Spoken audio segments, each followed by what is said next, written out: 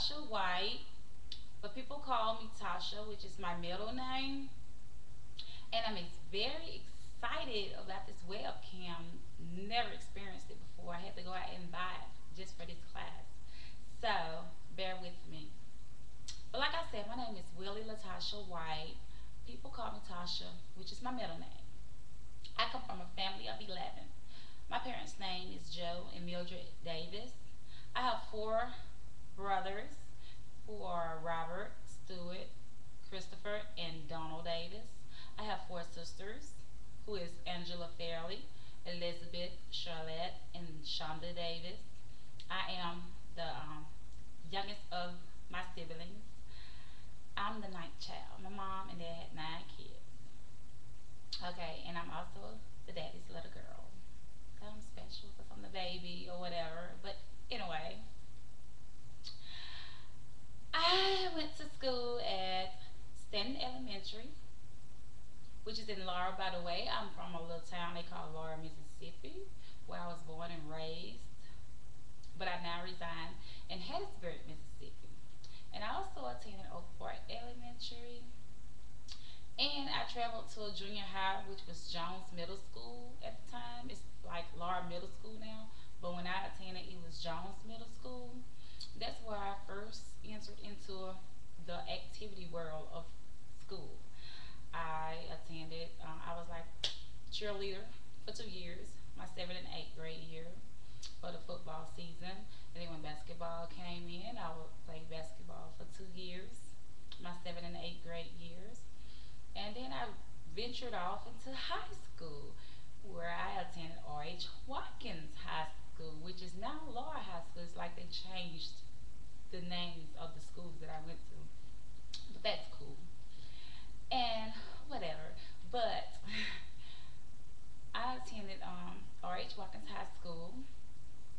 And when I had ventured off there, I refrained from being a cheerleader.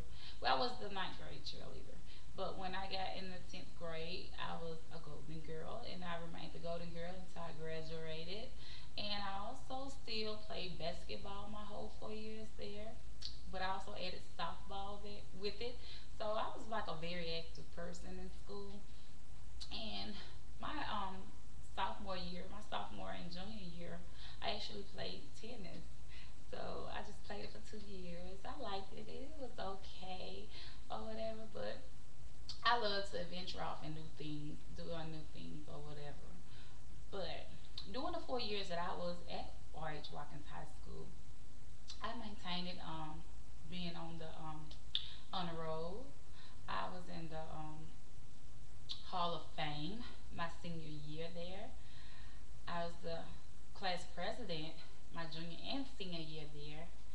I was on the Honor Society the whole 4 years where I attended R.H. Watkins High School. I was in the top 5 of my class when we graduated. Woo woo, so excited. But anyway, and what else did I do? Well, I was very supportive. I volunteered at the Salvation Army every summer, which my mom was the main reason why I did it. But eventually I started liking it, so I started voluntarily doing it myself. And then I did the American Red Cross probably two summers for 2 summers. But the Salvation Army was the #1 thing that I always did in the summer or whatever. And I also helped around in my community, and the community that I grew up in. I actually helped out around there, like when we needed to do the like if they had wanted the older kids to sponsor something like an event that they had for the younger kids, and I always, volunteered for that or whatever. And I was like the president of like I had so many groups that I was in school.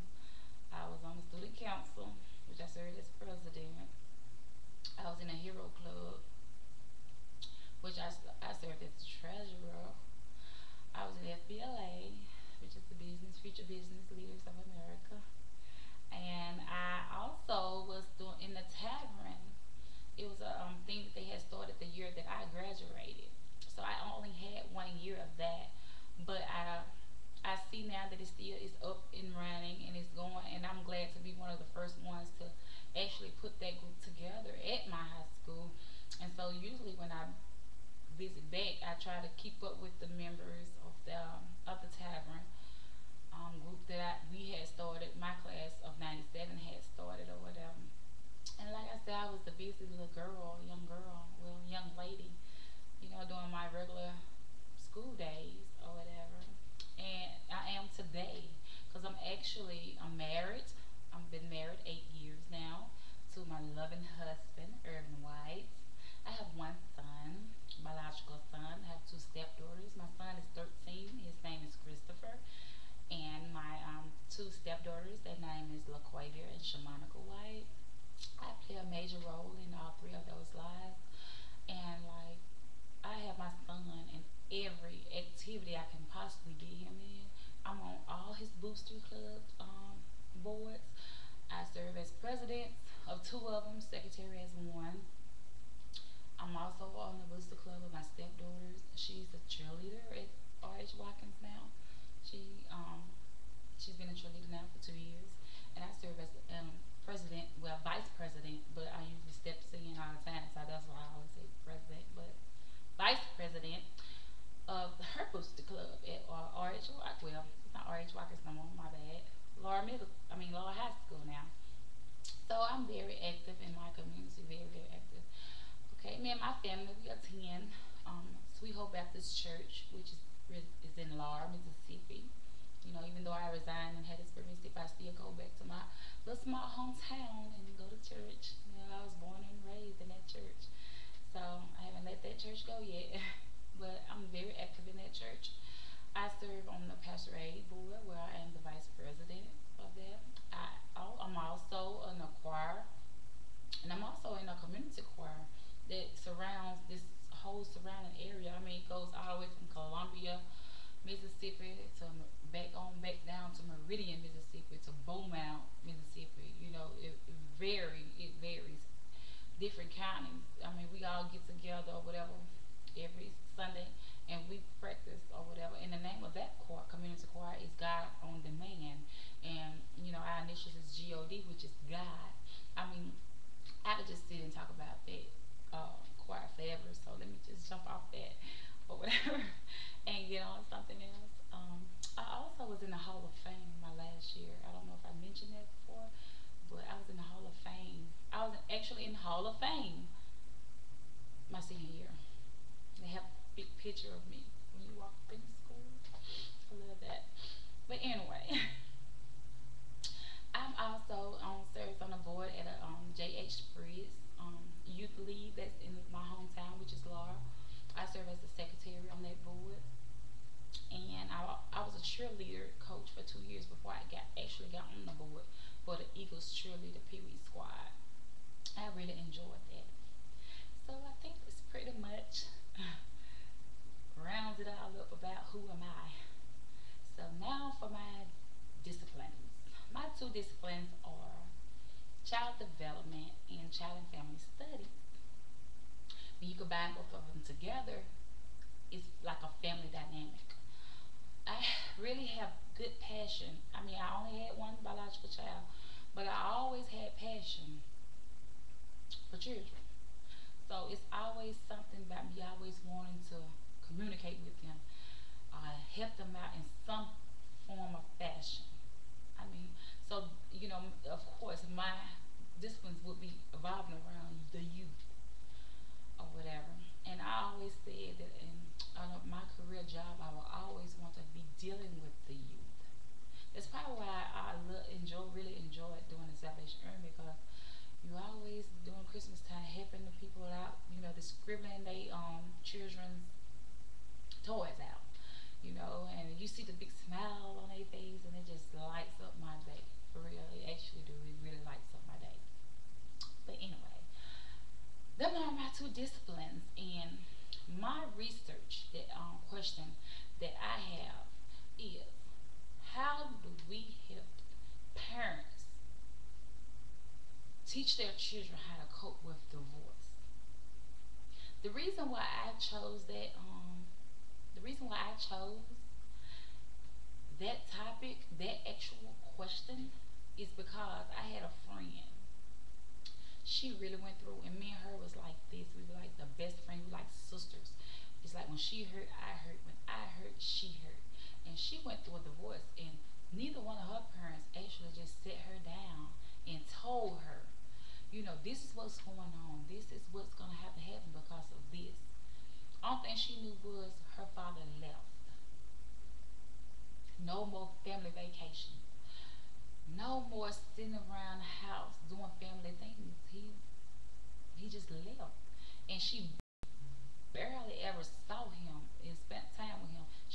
I mean, he came around, but not as much as she wanted, and it really, really touched her. It really affected her in a way that I would have never ever thought that she would get affected. I mean, when you talking about separation from your parents, and you don't have no one to sit down and talk to you and explain to you why this had to occur. I mean, come on now, a child. You thinking about a child, and we was around, I say 9, 10ish, 10 years old of age when this occurred, and it really did an impact not only on her but on me, because I had was wondering in my head, is my parents gonna do that? I mean, it was going in the back of my head all the time. Every time I see my daddy walk out, I'm thinking, okay, this could be the day. I could be just like Angie, you know. But then I see him come back, whew, I could breathe again. I mean, it really impacted. I mean, her attitude totally changed. The things that we used to do together, we didn't do no more because it's like it impacted her life dramatically. Her grades fell big time, and this girl was an honor roll student. I mean, that's why we had one thing we had in common. I mean, she's still my best friend today, and the outcome of hers is totally different from the outcome of her brothers. Her and her brother went through that, and that brings me to another point of my research. How you could be in one family, two kids could be in one family going through the same thing but react differently. She overcame her problem that she had with her parents actually divorcing, where her brother didn't. He became a delinquent, what you would call a delinquent child. It's like his turned for the worst, hers turned for the best, because she used it in a positive way. At first, you know, it was beginning to go downhill, but then she picked herself back up. I mean, she actually picked herself up where he never did, and he ended up being what you call a delinquent. Stay in and out of jail, always into something. Where she is a successful lawyer now. She stays in Alabama, Birmingham, matter of fact. She's a successful lawyer, and you will be amazed what she does. One part of her defense is divorce, separation, child custody, and all that, because she feels that she plays a major role in that perspective. How, you know, because I guess relations, she went through it before in her younger life. So my question, research question is, how can parents help their children cope and deal with divorce or separation of the parents? And in the question, like, targets the parents, but look, we have to think about this. All the child's environment, their teachers, their other authoritarian adults that's in their lives, this question can feel anyone that is around that child. It don't have to just stick with the parents. It can be the teacher, the counselor, the doctor, anybody that's authoritarian figure in that child's life. How can they help that child deal with the separation of their parent? I mean, 'cause